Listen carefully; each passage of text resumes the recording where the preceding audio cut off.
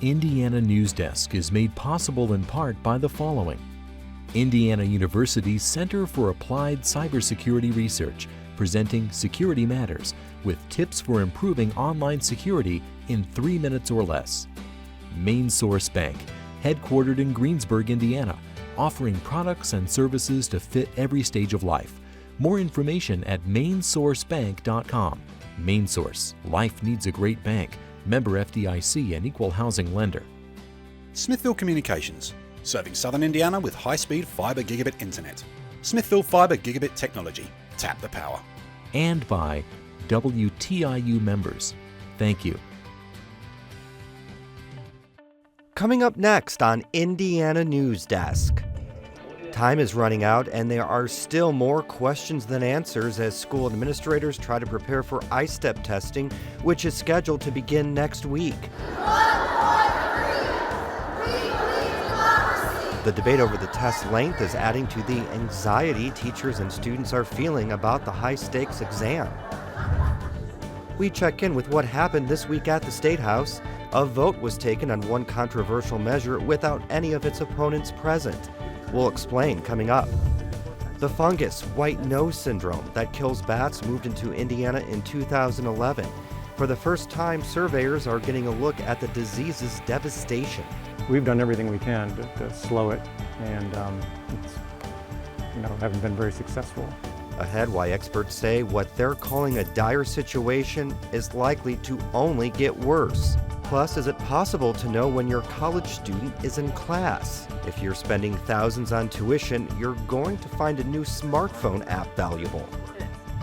Those stories, plus the latest headlines from across the state, right now on Indiana Newsdesk.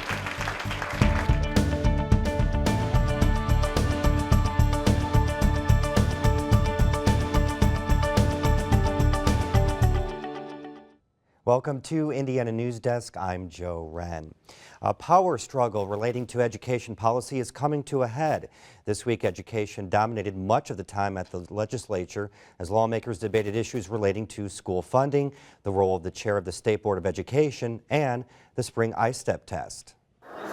Supporters of the measures moving through the Statehouse say they're good policy and build on the success Indiana has already had in education. Some of those people, including private, charter, and public school leaders, held a rally yesterday to show why they think Indiana is heading in the right direction.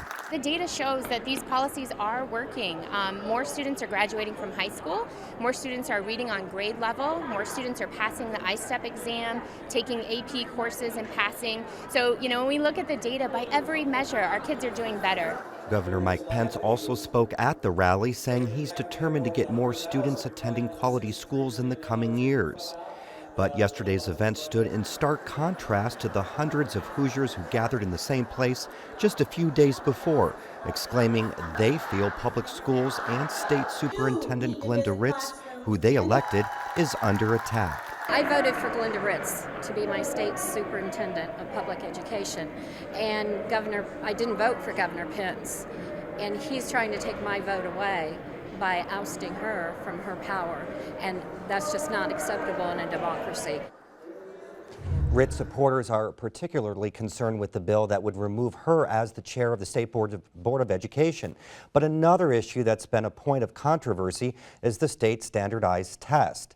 The Department of Education recently announced the test was going to be 12 hours this year because of pilot questions educators were testing for next year's exam. When the news broke, the governor accused Ritz of failing to appropriately plan and vowed to take action. Since then, Ritz, the governor, and the legislature have all been working to cut down the test.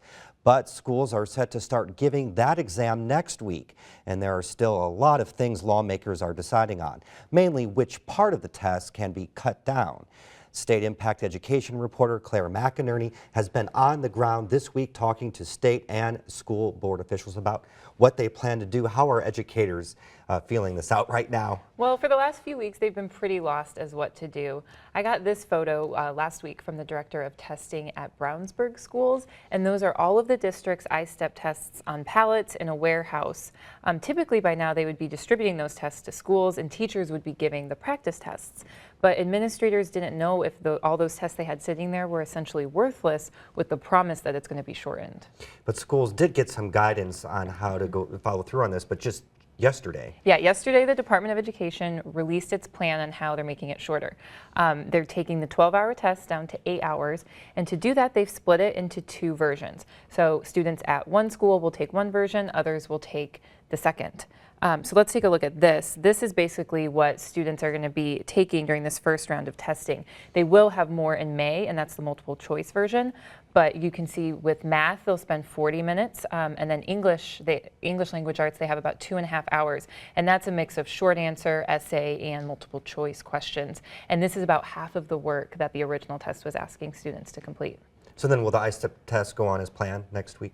Yes, the window opens next Wednesday, and that is still happening, but districts do have discretion on when they want to test in that window, so they don't have to start next Wednesday. So I know some schools had snow days and whatnot this week, and if they want more time to prepare, they can push it back a few days.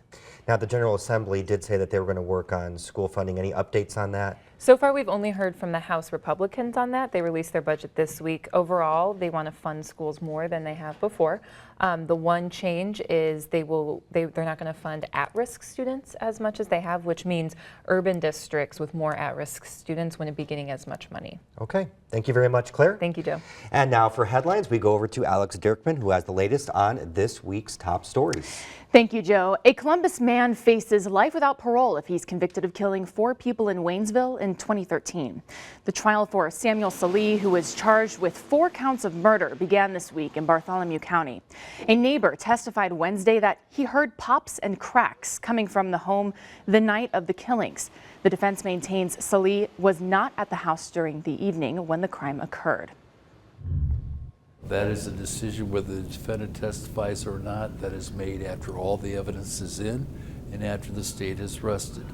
There is a good chance that he will testify, but that ultimate decision will not be made until sometime later next week. Police speculate the murders were drug-related. The trial is expected to continue into next week. 2 of 3 Democratic candidates for Bloomington mayor have officially kicked off their campaigns. Supporters packed into Rachel's Cafe Thursday evening to back businessman John Hamilton. Hamilton says he's running on 4 areas: creating sustainable jobs, improving access to affordable housing, fighting for public education, and running an open and accessible government. I want to be sure a generation from now, when they look back at all the decisions we're making over the next 4 years, that they're glad we made those decisions to give them a better Bloomington than even we have now. Former Bloomington Mayor Tommy Allison will chair Hamilton's campaign. Hamilton ran against Mayor Mark Kruzan in 2011, but lost in the Democratic primary. This time, Hamilton will face 2 other Democratic candidates in the May 5th primary: City Council President Darrell Nair and military veteran and author John Linnemeyer. The winner will face the sole Republican candidate, Bloomington Parks and Rec employee John Turnbull, in the general election in November. Current Mayor Mark Kruzan decided not to seek a 4th term in office. He has endorsed Darrell Nair. For the 4th year in a row, the Indianapolis International Airport is being named the best airport in North America. The annual Airport Service Quality Award comes from survey data taken from air travelers at more than 300 airports worldwide. Travelers vote on qualities like cleanliness, courteousness of airport staff, and general ambiance. The Indiana Attorney General Greg Zeller's office is suing former Owen County Auditor Angie Lawson, demanding she repay $400,000 in funds she allegedly embezzled between 2001 and 2014. On top of that, the lawsuit is asking she repay nearly $100,000 in state investigative costs. The U.S. Attorney for the Southern District of Indiana also announced criminal charges against Lawson last week on 5 counts of theft. The number of Hoosiers signed up for 2015 health care coverage through the federal marketplace is up 65% compared to last year. Nearly 219,000 Hoosiers signed up for 2015 coverage before Sunday's deadline. That compares to about 132,000 that signed up during last year's enrollment period. According to the Henry Kaiser Family Foundation, there are still another 200,000 Hoosiers who qualify for coverage under the Affordable Care Act but haven't signed up. A report released this week reveals some startling statistics regarding Indiana teenagers. The report from the Indiana Youth Institute and the Annie E. Casey Foundation shows Indiana's rate of teenagers who considered suicide in the last year is the worst in the nation, and the rate of Hoosier teenagers attempting suicide is second highest in the country. Nearly 1 in 5, or 19% of Hoosier high school students, seriously considered attempting suicide in the last 12 months, and 1 in 10 Indiana teens have attempted suicide.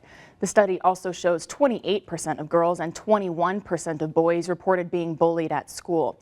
22% of Hoosier children live in poverty, meaning the amount of children in poverty hasn't recovered from the recession at the same rate of Indiana incomes, and 19% of those children have witnessed domestic violence. Obese Black women do not have the same social supports to maintain a healthy weight as obese white women. That's the finding of a survey recently released by the Regent Street Institute in Indianapolis. About 3/4 of the white women surveyed said friends and family members encouraged them to lose weight. None of the Black women surveyed reported that kind of support. A Regent Street Institute researcher says many women need outside pressures to help them lose the weight. If it were depression or anxiety, a provider would be looking at what's going on around them and not just what's happening to that one individual. And I think that weight management has to be the same way. Nationally, 56% of Black women are obese compared to 33% of white women. The Arctic blast that swept through the state created a new record lowest high temperature yesterday in Indianapolis at 9 degrees. Temperatures got as low as -10 degrees in some parts of the state. Meteorologists say they haven't seen those kinds of numbers this late in the season in several decades. There is some hope for warmer temperatures on the horizon, though. It does look like we're going to see a transition in the patterns away from this air coming from Siberia to air coming off of the Pacific Ocean, but that's not till March. So we've got at least the rest of this month to go. This week's weather caused many schools and businesses to close, but Joe, not universities. Universities say they have a system in place that determines whether students can make it to class. But after watching so many students trying to walk in this cold weather, we kind of started wondering what other people think. So people can now take a poll on our website, and the question is, do you think Indiana universities should close when temperatures fall below 0? If you want to let us know what you think, head over to our website and take our poll. So far, Joe, 56% of the respondents say yes. I'm surprised it's not higher. And now, well, more winter storm coming this weekend. It'll be interesting. Great. Thank you, Alex. Coming up next on Indiana Newsdesk. White nose syndrome is devastating bat populations. Locally, experts got their first chance recently to see the damage up close. Why they're worried the worst is yet to come. And if you're paying to send one of your children to college, you want them to go to class, right? A new app developed here in Indiana could help you track your students' attendance. We'll explain coming up right here on Indiana Newsdesk. We believe in the excitement of exploration, that life offers each of us adventures that are ours for the taking. We believe that children are born explorers who need trusted guides on their journeys of discovery.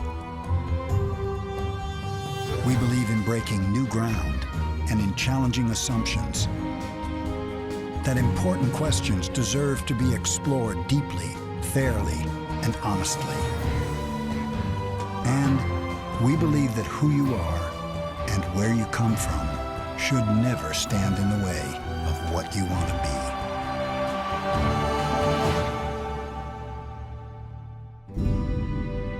This is who we are. This is what we believe. This is PBS. Welcome back to Indiana Newsdesk. This week was the deadline for moving bills out of committee and onto the House and Senate floors at the state capitol. That means legislation that didn't get the stamp of approval in committee is now dead. We're going to take a look now at some key measures that did make the cut and are worth keeping an eye on as we continue through the legislative session in our Week at the Statehouse segment. A bill that would ban women from having abortions because of fetal disability or gender is making its way through the Senate. Supporters of the measure say it will help curb discrimination against people with disabilities such as Down syndrome. But others say the bill's real goal is not to prevent discrimination, but chop away at a woman's right to choose. The House is considering a bill that would eliminate what's called the common wage for construction workers. That wage is like a minimum wage that must be paid for people working on public construction projects. The bill's author says he wants to get rid of that system because it inhibits competition and artificially inflates wages. He says doing so would also save state and local governments between 10 and 20% on each project. Democrats were not present for a vote Wednesday when the Religious Freedom Restoration Act passed out of committee. The bill prohibits a governmental entity from substantially burdening a person's exercise of religion. The bill's supporters say it will help safeguard religious freedoms, while opponents argue it will authorize discrimination. The committee's chairman said he stressed to the committee's members what time the hearing would begin, so he began the hearing and took a vote on the bill many of the Democrats indicated they were against. Two bills regarding alcohol are still alive. The first would let craft breweries to make more beer. Right now, they are not allowed to produce more than 30,000 barrels a year. A proposal in the House would raise the limit to 90,000 barrels. A second measure would lift the ban on Sunday alcohol sales. The House plans to vote on the bill next week. It would also require grocery and convenience stores to section off alcohol to one area of the store and eliminate self-checkout of alcohol. Retailers like Walmart and Kroger say those requirements would be highly destructive to their bottom lines, costing them millions in renovations and could force them to cut jobs. A measure aimed at improving the internal ethics code of the House of Representatives is getting strong support. The bill would require legislators disclose more on their financial interest statements and mandate stricter reporting of relationships with lobbyists. The legislation also places tighter controls on state employees who want to go work for a company involved with the state. That measure has already passed the full House and now heads to the Senate for approval. A process known as chemical cremation would be legal in Indiana if lawmakers approve a bill that made it out of a House committee this week. Chemical cremation or alkaline hydrolysis uses chemicals to dissolve human remains in place of traditional burial or cremation. Legalizing the process would particularly benefit one factory in Indiana that manufactures machines used in the cremation. Alkaline hydrolysis is still relatively new from a legal standpoint, though. It's legal in 11 states. In an attempt to prevent the spread of the deadly bat disease white nose syndrome, Indiana closed its caves to the public in 2009.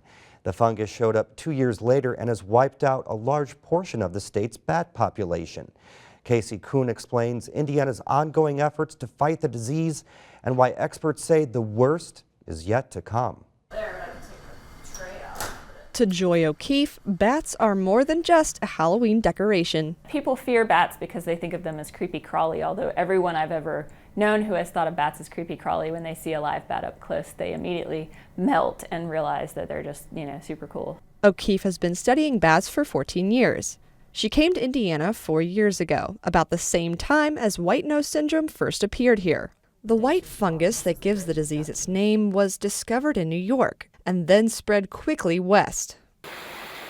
This winter marks the first time since white nose was found in Indiana that surveyors will have a chance to see its impact on the critical places where bats hibernate. As far as the Midwest, we were probably one of the first states in the Midwest to get it. Scott Johnson is a game biologist with the Indiana Department of Natural Resources. He's out on one of the first cave surveys of the winter to get cave swabs and tally up the number of bats that he can see. The little browns, very few, maybe 100, 150. The Indiana bats, I don't think it's up. So I'm hoping it's a wash. And considering what we've seen in other caves, I'll take that. Here at Cave River Valley at Endless Cave behind me was actually the first place white nose syndrome was found in Indiana. Now officials say almost 40 other caves in the state have the disease. Johnson and the other surveyors follow strict decontamination protocol when going in and out of caves. Those decontamination protocols are there to hopefully not transport the fungus to new or additional sites that have yet to be detected. Johnson says beyond these defensive strategies, there's really not much more the DNR can do. We've done everything we can to slow it, and it's, haven't been very successful. There have been ideas for more aggressive strategies, but the cave's delicate ecosystem requires biologists to carefully weigh whether introducing something new is worth the risk. And a lot of people are paying attention right now to what Indiana is doing. The state has the largest population of the endangered Indiana bat. So researchers are watching how the disease spreads and how it could impact the Indiana bat. All indications from the east are that we still have worse days ahead of us, that there are going to be more declines in our bat populations here than what we've seen to date. O'Keefe says the bats in Indiana face a dire situation. And even if the populations stabilize like they've done in the Northeast, it's still unknown how the bats will come out on the other side. She says total extinction is a real possibility. Stabilizing at a very, very, very low population relative to what your population used to be doesn't necessarily mean that the species is going to be able to persist. If they can't get sufficient sizes of colonies in the winter in order to actually make it through the winter, because they do rely on each other for body heat to some degree, then maybe they're not going to be able to persist as a species. Dozens of families and residents are gathered at Bloomington City Hall. They have drills and sheets of plywood. The boxes they're building look like birdhouses, but are actually being made for bats. Bogdan Dragnia is helping out on his day off. He lives near here, close to Yellowwood Forest, and he says bats have become an important part of his life. It's part of the normal ecological balance that we are also part of. And that attitude is exactly what O'Keefe says is important for the future of bats in Indiana.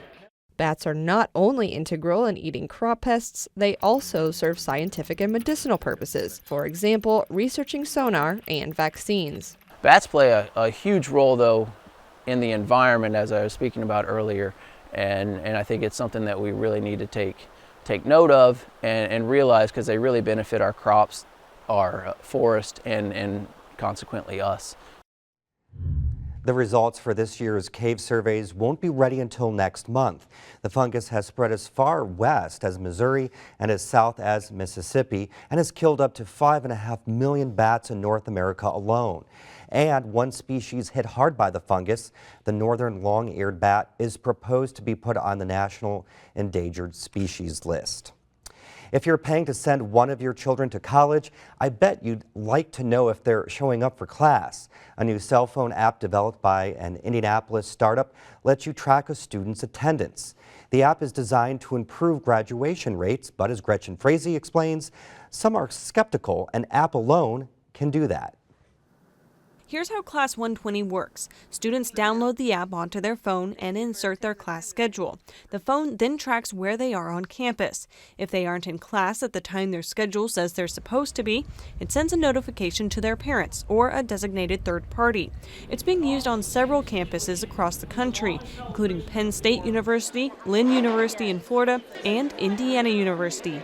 IU parent Greg Havel says it's been good for his family so far. As a parent, if, on average we're shelling out close to $20,000 a year for a kid to go to school, I think it's the least we can do is ask our kids to go to class.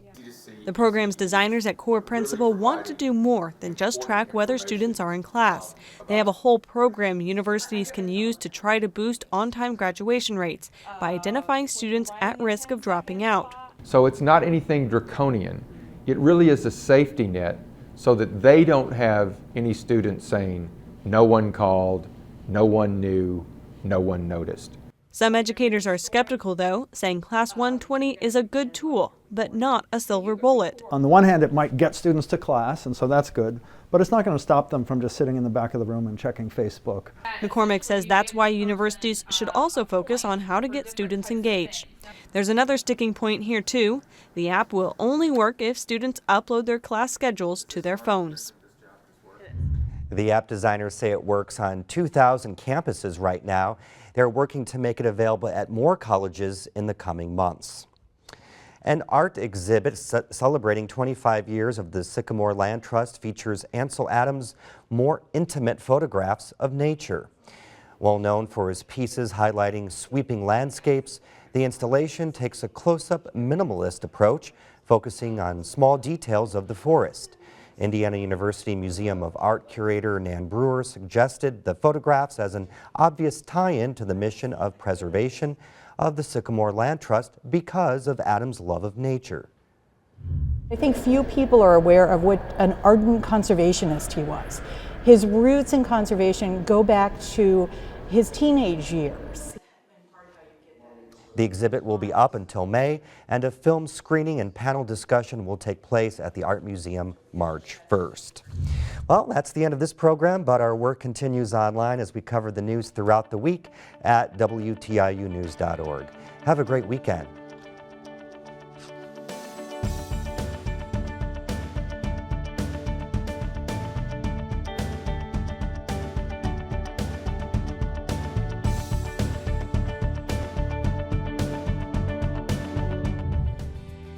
Indiana Newsdesk is made possible in part by the following: Indiana University's Center for Applied Cybersecurity Research, presenting Security Matters, with tips for improving online security in 3 minutes or less. Main Source Bank, headquartered in Greensburg, Indiana, offering products and services to fit every stage of life. More information at mainsourcebank.com. Main Source, life needs a great bank. Member FDIC and equal housing lender. Smithville Communications, serving Southern Indiana with high-speed fiber gigabit internet. Smithville Fiber Gigabit Technology. Tap the power. And by WTIU members. Thank you.